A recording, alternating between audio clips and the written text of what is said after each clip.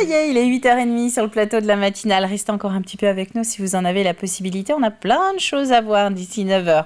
On va notamment parler dans le journal de cette nouvelle dans l'hôtellerie-restauration qui va peut-être permettre de retrouver du personnel. Organisations patronales et syndicats se sont accordés sur une hausse de 16% de la grille des salaires, hausse générale qui pourrait intervenir à partir du mois de mars. Et puis de la culture aussi, beaucoup au programme de cette matinale depuis 7h.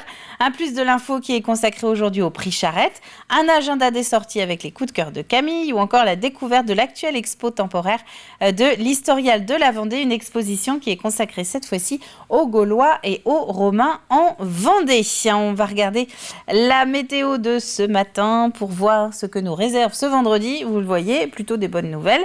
Du grand soleil sur l'ensemble du territoire, sur quasiment l'ensemble du territoire. Il risque d'y avoir quelques nuages au sud d'une ligne qui va de Pouzauges à Moutier-les-Mauffais. Et puis température, si le ciel est très dégagé, les températures, elles, sont plutôt basses. 0 sur une grande partie du département, voire quelques températures négatives dans les terres, 3 chez les insulaires. Cet après-midi, le détail ce sera tout à l'heure avec Fanny, après le journal, mais du soleil encore, quelques nuages qui viendront saupoudrer l'est du territoire, mais rien à voir avec le ciel bouché du début de semaine. Passons aux marées à présent, avec la prochaine basse mer qui est prévue à 12h55, donc à l'heure du déjeuner. La pleine mer, elle, était juste avant le début de la matinale, donc la prochaine, ce sera en soirée. Côté coefficient, vous le voyez, 79 et 78. On est reparti sur une phase descendante. Les marchés, eh bien, allons à la rencontre de nos producteurs locaux ce vendredi. Pas mal de rendez-vous pour essayer d'aller les voir. On peut prendre l'exemple notamment de l'île d'Elle avec un producteur qui est installé sous les Halles entre la petite supérette Proxy et le tabac presse de l'île d'Elle. Et j'en profite pour vous rappeler que sur notre site internet tvvendée.fr, vous allez retrouver les deux mêmes cartes pour les marchés du samedi et du dimanche, voilà, qui sont à disposition sur le site internet. Un petit détail avant de passer au journal, on gagne 3 minutes d'ensoleillement aujourd'hui et nous fêtons les Agnès. On passe au journal.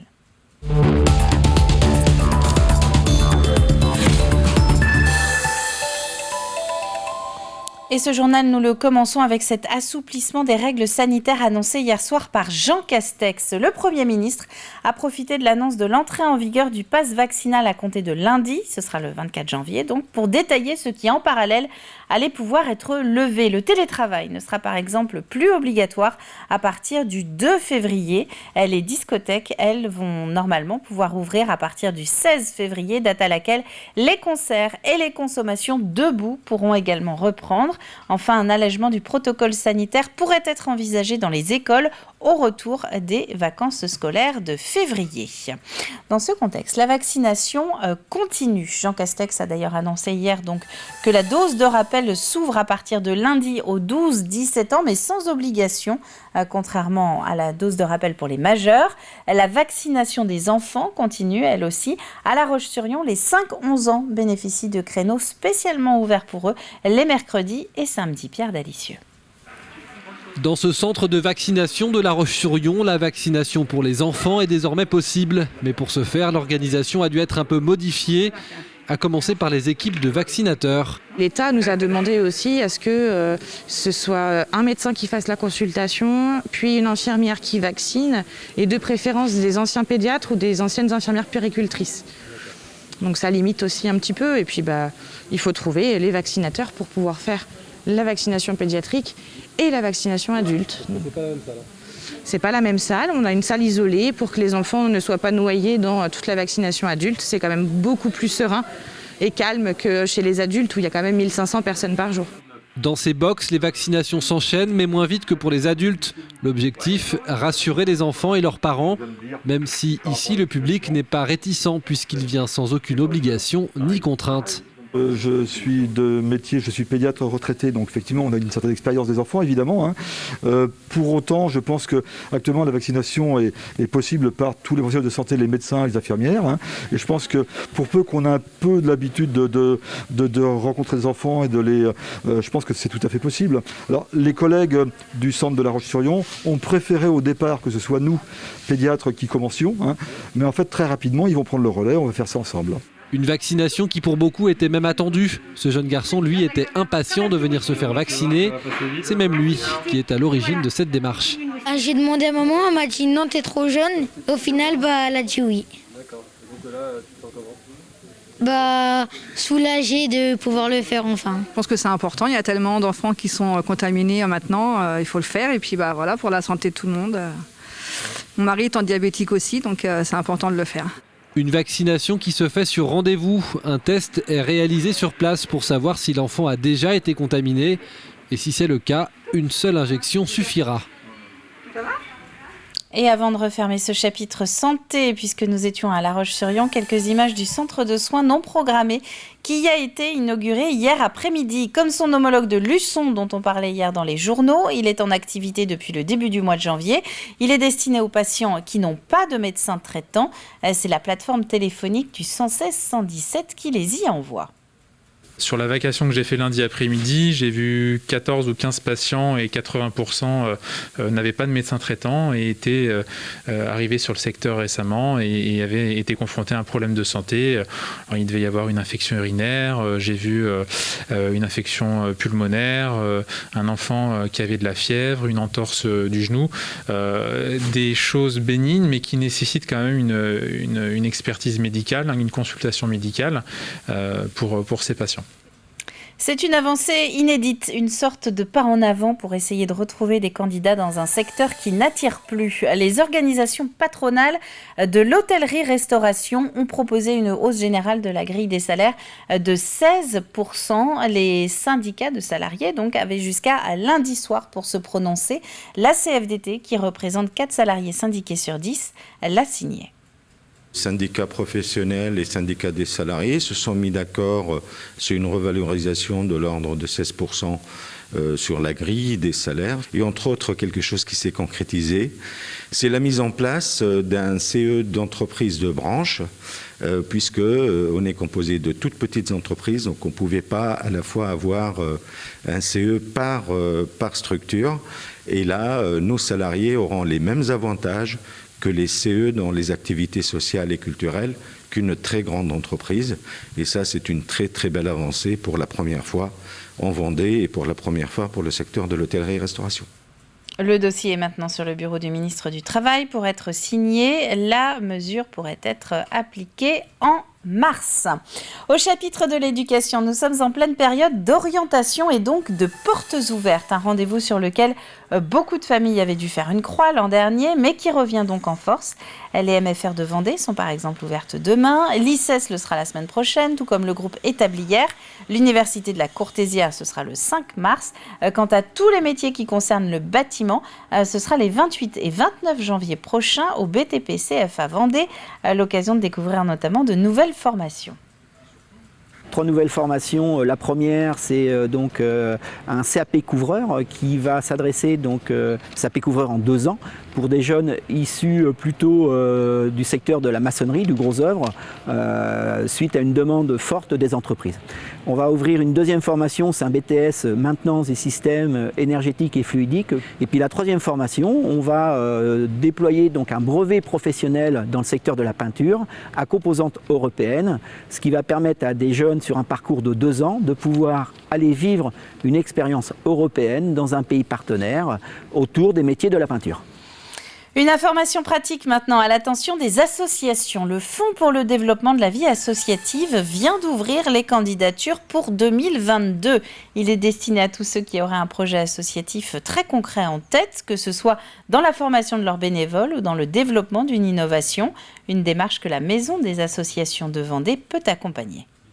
Le FDVA 1 et 2 est un produit qui permet aux associations de financer leurs projets, des projets de formation pour leurs bénévoles, qui peuvent du coup avoir des envies, des besoins, notamment sur les nouvelles technologies. On en parle de plus en plus pour les associations. C'est souvent des formations qui peuvent coûter cher. Donc là, le FDVA 1 leur permet de pouvoir financer les formations de leurs bénévoles. Et le FDVA 2 permettra de financer les projets récurrents, quotidiens de l'association. C'est le fonctionnement de l'association, mais également des projets innovants. Et concernant les Pays de la Loire, plus précisément, la date limite de dépôt des dossiers est prévue le 7 mars prochain. Prenons la direction de l'Historial de la Vendée maintenant. Depuis quelques semaines, vous pouvez y découvrir sa nouvelle exposition temporaire sur les traces des Gaulois et des Romains en Vendée. Une sélection d'objets pour certains exceptionnels qui permet de réaliser que nous avons tous en tête quelques clichés sur cette époque qu'il serait bon d'oublier. Grégoire de Châtillon. De l'âge de fer au haut Moyen-Âge, à la découverte du travail des archéologues, l'exposition sur les traces des Gaulois et des Romains en Vendée pourrait bien compromettre certaines de vos idées reçues. Par rapport à la première partie de l'exposition, on part sur les clichés vraiment du Gaulois et du Romain. Le Gaulois sauvage, bagarreur, et le Romain civilisateur qui apporte la civilisation. Eh bien, on apprend que les Gaulois, ils vivaient dans des maisons confortables, qu'ils avaient aussi des savoir-faire très spécifiques et très élaborés, notamment en ce qui concerne la métallurgie. De la métallurgie, en voilà avec cette vaisselle en bronze et fer.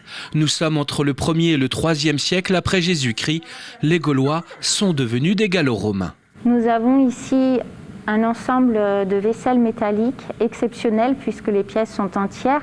Elle a été retrouvée au 19e siècle dans les puits de Troussepoil au Bernard.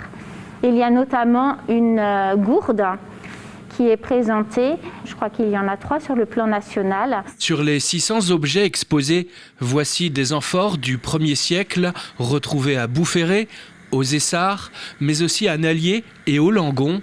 Un peu plus loin, le buste de Diane Chasseresse, une sculpture du 2e siècle jugée exceptionnelle.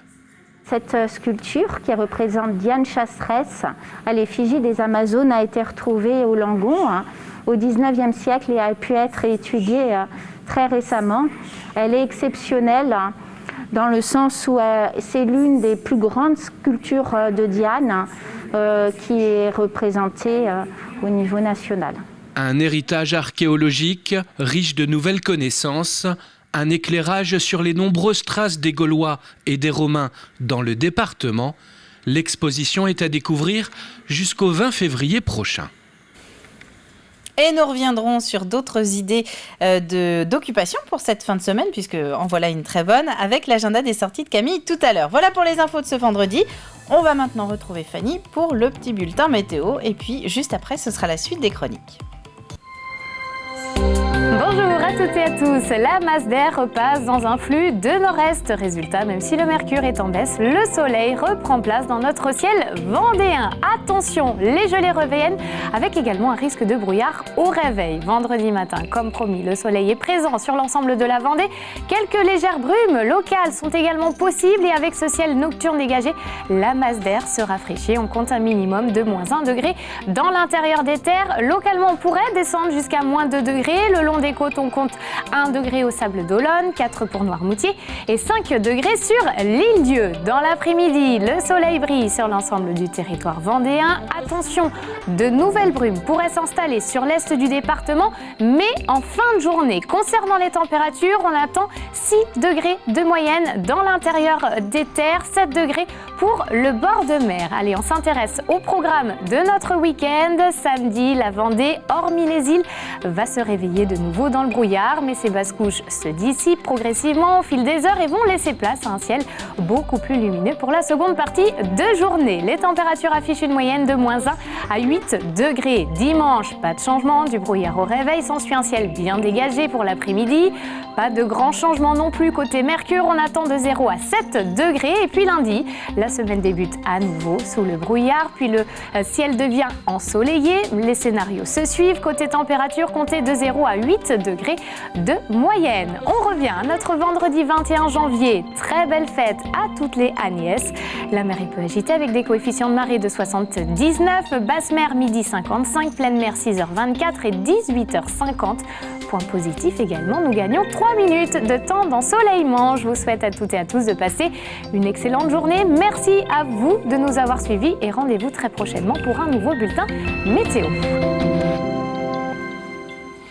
Merci Fanny. Suite et fin maintenant de notre série littéraire du Plus de l'info, une série qui concernait donc les prix remis cette année à des auteurs vendéens ou non d'ailleurs, qui mettent à l'honneur un pan de l'histoire du département. Après le prix de la Société des écrivains hier, Place au prix Charette. C'est plus un état d'esprit, le prix Charette. C'est une distinction qui est remise à ceux dont le style, la narration, les idées et le thème sont animés par un esprit de liberté et d'indépendance qui, je cite, caractérise le tempérament vendéen. Regardez.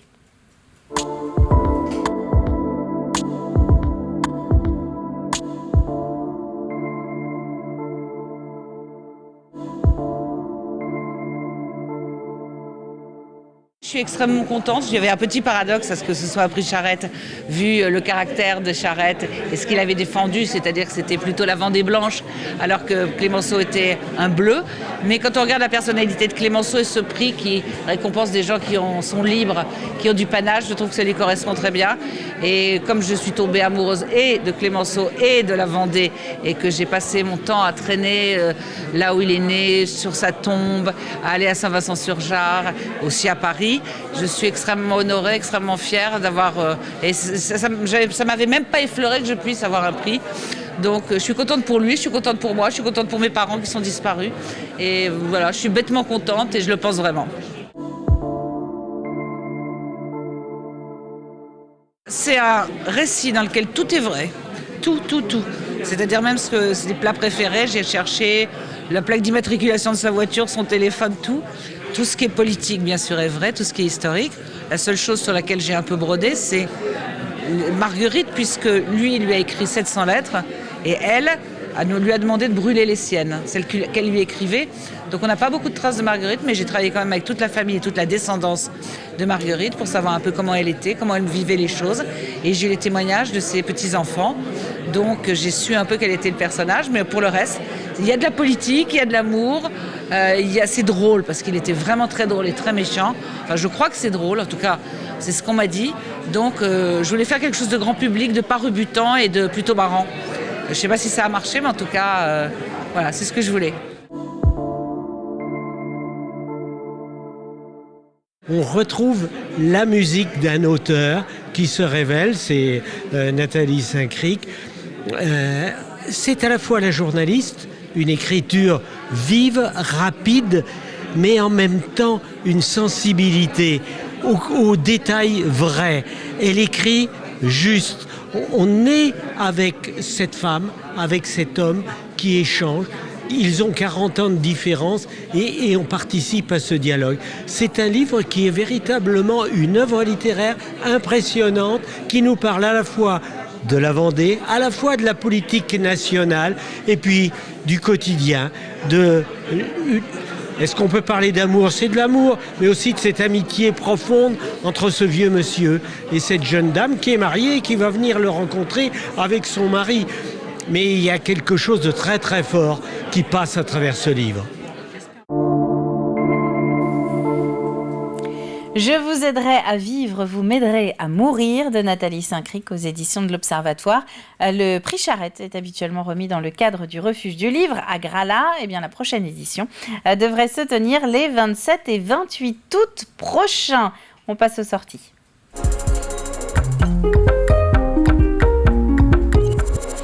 Puisque nous allons retrouver maintenant donc les coups de cœur de Camille pour cette fin de semaine. Un agenda, vous allez voir, avec des activités pour tous les âges, du théâtre, des contes en pyjama ou encore de l'accordéon au programme de cette fin de semaine.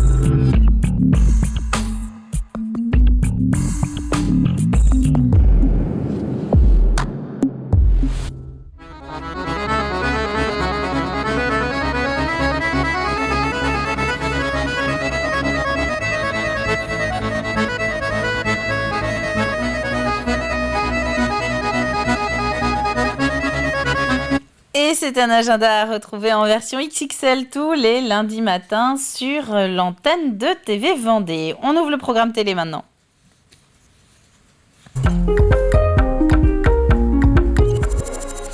Avec une matinale décidément très culture, ça fait du bien de penser un petit peu à autre chose. L'extrait du jour est consacré à Préface, vous savez, cette émission hebdomadaire que vous pouvez retrouver tous les vendredis, juste après la matinale sur l'antenne, pour découvrir un nouvel écrivain. Et bien voici un nouvel extrait.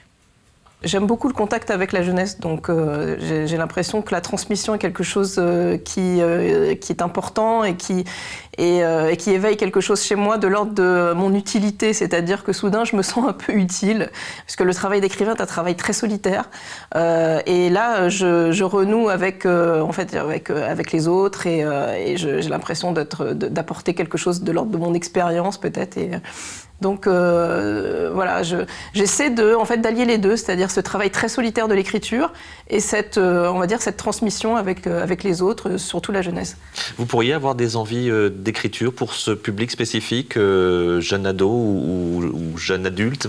Alors j'ai écrit sur la demande en fait d'un illustrateur qui est un ami. J'ai écrit un texte pour enfants qui n'a jamais trouvé d'éditeur. Pour une raison que j'ignore en fait, mais c'était vraiment une demande de sa part. Donc c'est-à-dire que de moi-même, je n'aurais pas pensé en fait à écrire pour la jeunesse. C'est pas forcément une envie que j'ai. Mais vous ne l'interdisez pas? Pourquoi pas? Encore une fois, ça fait partie peut-être de ces pas de côté intéressants. Quelle peut être aujourd'hui la place de l'écrivain au sens large dans notre société? Eh bien, quel est son rôle? Selon moi, nous sommes là pour poser des questions, et c'est-à-dire pour être un peu des agitateurs de la pensée. Nous sommes là pour nous, on va dire, pour questionner de façon socratique la société, c'est-à-dire que nous sommes là pour poser des questions, et c'est-à-dire que c'est au public de répondre, et c'est aux politiques de répondre. Préface, c'est donc ce vendredi à Intégralité. Avant de passer pour la dernière fois au jeu de la matinale et de refermer cette matinale, on va regarder un petit peu les grands titres développés depuis 7h ce matin. Avec bientôt cet assouplissement des règles sanitaires. Pour commencer, Jean Castex a annoncé hier soir la fin du télétravail obligatoire à partir du 2 février, la réouverture des discothèques à compter du 16, le port du masque des enfants en élémentaire sera réétudié à l'issue des vacances scolaires qui commencent pour nous et pour mémoire dans 15 jours. Dans le reste de l'actualité, les images aussi du centre de soins non programmé de La Roche-sur-Yon. Comme celui de Luçon dont nous parlions hier, il est destiné à tous ceux qui n'ont pas ou plus de médecins traitants, uniquement accessible aux personnes envoyées par la plateforme de régulation 116-117. L'antenne lyonnaise est à côté du CHD. Et puis c'est une avancée inédite dans l'hôtellerie-restauration. Pour essayer de retrouver des candidats dans un secteur qui n'attire plus, les organisations patronales ont proposé une hausse générale de la grille des salaires de 16%. Les syndicats avaient jusqu'à lundi soir pour se prononcer. La CFDT au final l'a validé. L'entrée probable en application devrait se faire courant du mois de mars. Voilà, on va passer avec... c'est quelques images aussi. Non, oui, on les passe ou pas? Oui, allez, on va en parler de cette exposition de l'Historial de la Vendée sur les traces des Gaulois et des Romains en Vendée. Ça se passe donc à l'Historial et vous pourrez en retrouver des images sur notre site internet à tvvendée.fr avec ce reportage de Grégoire de Châtillon. Et cette fois-ci, c'est bon, on va lancer le jingle pour passer au jeu.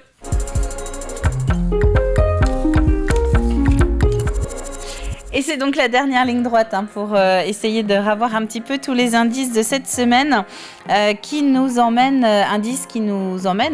dans les coulisses de cette entreprise du Poiret-sur-Vie qui a développé une porcelaine de la mer. Et nous, on vous demande quel est le nom de cette porcelaine de la mer. C'est la question de la semaine. Indice du jour, si vous trouvez Alégina, eh bien vous aurez la réponse. Si vous trouvez Alégina, vous aurez la réponse. À la clé, il y aura 2 gagnants qui vont être tirés au sort cet après-midi. Ils repartiront chacun avec des laissez-passer pour aller à la découverte des maisons natales de Clémenceau et de Lattre qui sont toutes les deux sur la commune de Moiron-Saint-Germain. Voilà, et puis la semaine prochaine, j'ai commencé à vous en en parler depuis ce matin. Soyez au rendez-vous. Les gagnants de la question devraient pouvoir accéder aux coulisses de la matinale. On l'avait déjà fait il y a quelques mois. On vous le repropose cette fois-ci. Vous aurez la possibilité de venir voir un petit peu comment ça se passe de l'autre côté des caméras. Là-dessus, eh bien, c'est la fin de cette matinale. Merci à vous de l'avoir suivi. On va se retrouver maintenant, alors non pas lundi, parce que lundi, c'est Alexandre Debray que vous allez retrouver à partir de 7h pour une nouvelle semaine de matinale ensemble. Nous, ce sera la semaine d'après. Voilà. D'ici là, je vous souhaite à tous une très bonne fin de semaine et à très vite.